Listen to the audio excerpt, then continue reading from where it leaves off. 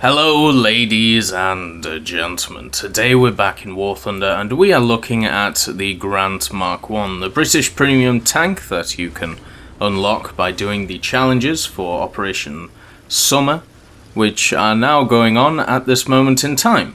Now, the Grant Mk.1 has actually been in the game since tank's release. Now, this may come as a surprise to many of the newer players to War Thunder, but basically, it was offered as a pack for the US when the US came out, for when they were in closed beta testing. The idea was that you could buy the tank and you would be able to progress through more of the tree, while only Tier 1 and I believe eventually Tier 2 were available for most people. Basically, what they did is they offered it in a pack so you could get it. It would give you a Tier 2 vehicle when there was only 4 Tier 4s in the American tree, so that meant you had the whole 5 and you could progress to Tier 3, because obviously I believe it's 5. It may have changed since I remember, but basically you needed 5 tanks to progress to the next tier to start unlocking other tiers, which is why a lot of people kind of get annoyed with how, you know, jets work at Tier 5 because you need 4 Tier 4 vehicles, but that's just how it is. Same with Tier 5 tanks. So the Grant, in all of its honesty, has been here for a very long time, so all they've basically done is give it to the British in the form of a premium that you can unlock by doing challenges. It's nothing new, it's not like the Uhu or anything like that, so they've basically just pushed it over and given it some different camouflages. So it has this beautiful red camouflage, which I call factory red, and then it also has a camouflage which is much more deserty. Probably makes a bit more sense to use if you're in simulator or realistic, but as I'm in arcade right now, I like to put the blood red on my tank, or maroon if you want to say. So, how different is this to the Lee? Not a lot. It's got the same guns, it's got the same ammo, it's got the same engine, it's got basically the same everything, it has the same weak spots. The turret is the only real slight difference. Now, if you know anything about fighting Lees, or have piloted or driven them yourself, your turret doesn't really matter a lot. I know this may not make a lot of sense, but I'll go through my reasoning. The turret on it has a 37mm. The 37mm is very capable of killing a lot of vehicles at this tier, so that makes it good, but when it comes down to it, your 75 is the one which is going to be killing things at a decent rate. The 37mm has a better reload than the 75, and also, with the 37, it is housed in a turret which actually has some decent armor on it. So if you can get yourself into a position where you can hide your whole hull behind some mound somewhere and just have your turret sticking out, you know, you're gonna have a good time. But you've got to remember the Lee is also a massive tank. It is quite hard to do this. So and also, you have the added thing that your 75 is the one which is going to do the most damage. Most tanks at this level don't have a lot of armor, so if you can actually get that 75 on target, then you're going to be doing well. Now, just as a few keys to the Lee or the Grant, obviously looking at the Grant, but they're very similar. If you are choosing to shoot both guns at the same time, which is what it is set to default to do, as long as you can fire the 75, what you are going to be doing is realizing very quickly that the 75 has a lot lower velocity than the 37. So in order to hit with the 37, because the marker for the for basically guiding the shot is based around the 37mm. So you're going to be firing higher for the 75 to hit, because it has a lower velocity, it has much more of an arc to its shot. So don't trust the indicator unless you're very, very close to the enemy tank. A lot of the time, gunner's view is useless if you're just trying to use the 75. What I would recommend is basically using, setting up your controls so you have each gun on different buttons, so you can fire them independently of each other. For the purpose of this video, I haven't set that up, but it is very simple to do. All you have to do is go to tank controls in the settings. But as you can see, one of the brilliant things about the Lee and the Grant is the fact that you can have your whole turret taken out and you still have a battleship. You still have a forward-facing 75, and as long as you have a driver and one gunner, what I like to do is go full shotgun mode and basically run at tanks, because a lot of people will shoot you in the turrets because they think, that's where the majority of people are. But where you should actually shoot the Grant is right in the center of its hull. It's where it has about 45mm of armor on that flat surface, and you'll hit everyone in the tank. Now, I don't know what happened here, but it must have been something to do with the server, because I smashed this guy, hit him twice, my shots don't register, but eventually his transmission gets taken out. And I've got really confused at this point, because he wasn't firing back. I don't know what was happening on his end. But the server seemed to have a bit of a dicky, therefore all of my shots didn't register, therefore I died. Very, very sad. But yeah, use your top turret as a long-range hitter. Use it as, if you want to use the Grant in a defensive way, what you want to do is hide yourself behind a big hill, pop out your turret at the top, and try and shoot people. And also angle yourself so you are horizontal to the hill itself, or parallel, I should say, so you can move up and down it. Obviously, if your hull is not seen and covered by the mountain or the hill, then they're not going to be able to shoot it anyway, so you're not too worried about your armor being hit. Some tanks that you've got to worry about at this level is stuff like the Cromwell with the 75, or anything which has a 75 or a 76 on it. Generally, you're going to come up against 75s. The German tanks can make mincemeat of you.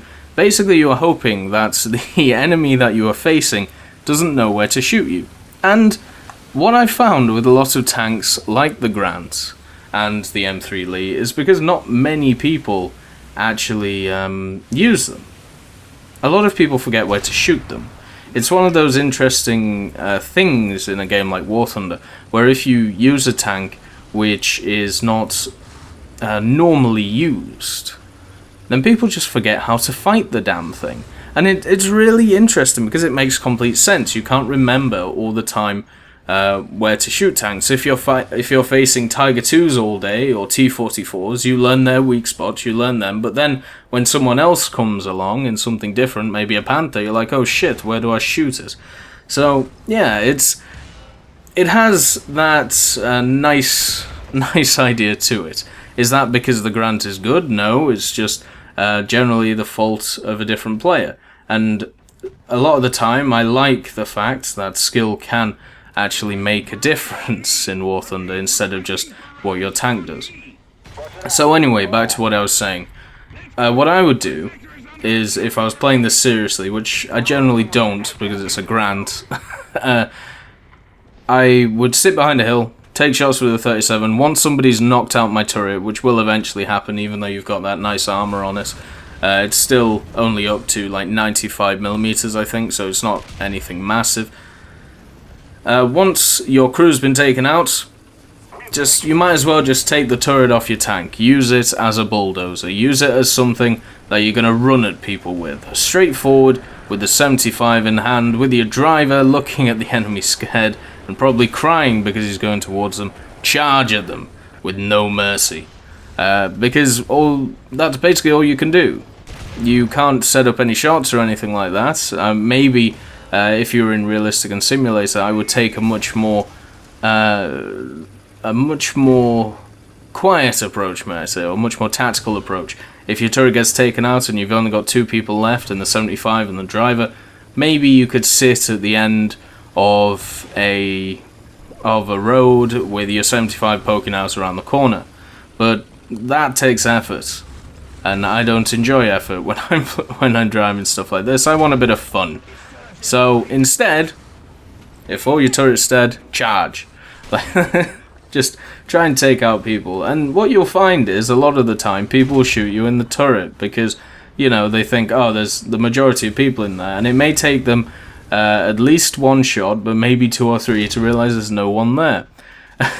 And then start shooting you in other places. Something that you've always got to watch out for in the Grant, though, is exposing your bottom half of the tank.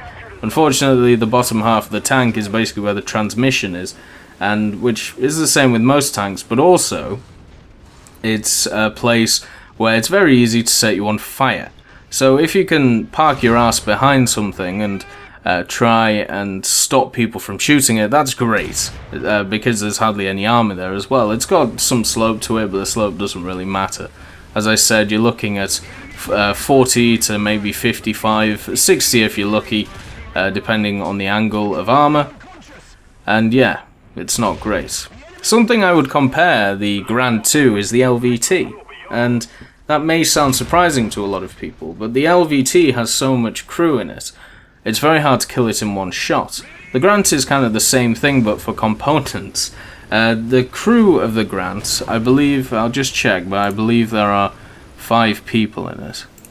It's also a BR 2.7, just if you wanted to know that, same as the Lee, which makes sense. Yeah, it's got 5 people in it, but the components themselves are kind of spaced out really well. If you want to take out one of the guns of the Grant, you may take out a gunner, which is completely fine, but you still have an operational gun. A lot of people, as I said, go for the turret, which I think is misguided. If you shoot that flat plate below the turret, you should hit everyone in the turret and also maybe clip people below. So if you can go for that, you should go for that.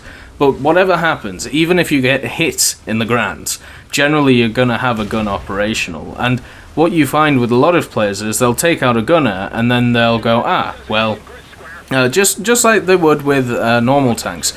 They'll take out the gunner and then go, basically, I've taken out the gunner, he can't shoot back. So I don't have to worry too much, and yeah, I can't fit under that part of the bridge. Bloody tall tank. But with that, you can kind of spook them. You can shoot them again. Because you have 2 gunners in this tank. You have 2 gunners, a driver, a commander, and a loader, I believe. No machine gunner. The one massive difference. The one massive difference between this Grant and the M3 Lee is that the M3 Lee has an extra machine gun, which makes it a bit taller as well. That's basically the big difference between the Grant and the M3 Lee. If you look at them, and first of all you look at the turret, and you'll be like, well, the only bit that's different is the turret. And then you look at the M3 Lee, it's got an extra machine gun on the top of it. Is that useful in War Thunder? No, not particularly. I mean, I don't use this as anti-air, or I don't generally find M2A2s or anything like that about. So yeah, it doesn't really matter too much. But I suppose it gives you a slightly lower profile. If somebody hits you in the top of the turret with an explosive round, you've got less of a turret for it to bounce into, smaller weak spot, and all that. But it doesn't harbour having this thing at a different BR. It's still got the massive weak spots. If you get caught in the side, if someone shoots you in the side while you're dead, it's as simple as that. And where a lot of tanks would get one shot by a lot of tanks coming out, it's very, very hard to one-shot the Lee. Now, generally, if you one-shot someone, you either hit their ammunition, or you either kill all their crew. You knock out all their crew with one single blow that kills and hits everyone. With the Lee, that's near enough impossible to do. Where the shells are located in the tank is on the sides and down below. And the shells are generally very small. What I recommend is taking about half and half. So when you look at the 37 shells, they are in the turret of the Lee, and when you look at the 75, they are under the gunner for the 75, and also by the side of him. So basically, right next to the loader behind him.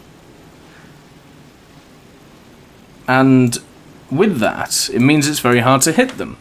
Generally, what happens with shells at a lower level, which I don't necessarily agree with, but it happens, is that when you shoot them into tanks, they generally get absorbed by crew members, which is a very sad state of events when you think about it, because it means someone has literally just eaten a 75 in the face and doesn't seem to care about it.